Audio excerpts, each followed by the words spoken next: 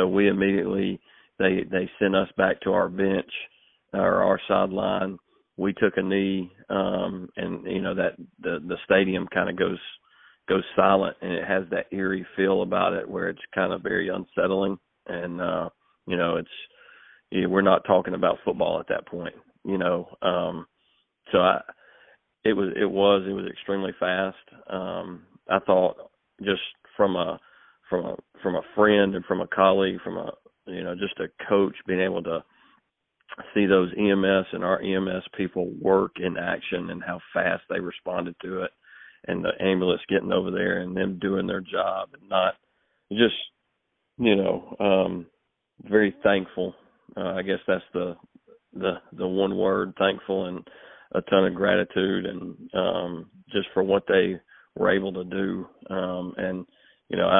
I've got and I kind of shared with our team and after the game on the radio, when we were talking to our radio, it almost didn't even feel right talking about the game, as good of a game as it was, and how much respect I have for the entire Burke County community, the football program, Coach Parker and his staff.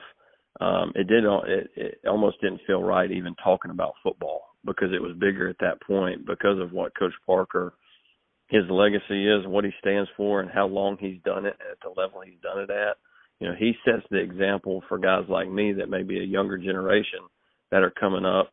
He's done it for so long and been so successful doing it the right way. And a guy like for me, Coach Parker's around my dad's age, and so to have another guy to look up to and see done the right way, I have the utmost respect and for him. And we instantly said a prayer on the sideline once we figured out what kind of was going on. And I talked with a couple of the guys on Burke County's coaching staff. I apologize that I don't know their names, but we said a prayer right there at midfield together before we went to our locker rooms, and they sent us to our locker rooms once Coach Parker, once we realized that he was probably going to be put in the ambulance and the severity of the situation. They sent both teams to the locker room, which again, I thought that was, kids didn't need to see that. That was already hard enough for those kids on that sideline to see, their head coach and the guy that they look up to of what was going on. And then they sent us to the locker room, and we got together in our locker room and prayed again over Coach Parker. And, we continued that throughout the rest of the game and after the game. So just very scary, the eerie feeling in the stadium.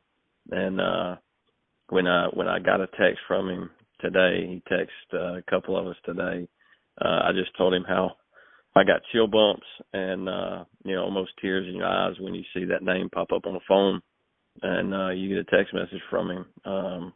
So just thankful for our UMass staff, how they responded and how quickly they responded. And it was 100 miles an hour. So very, very thankful.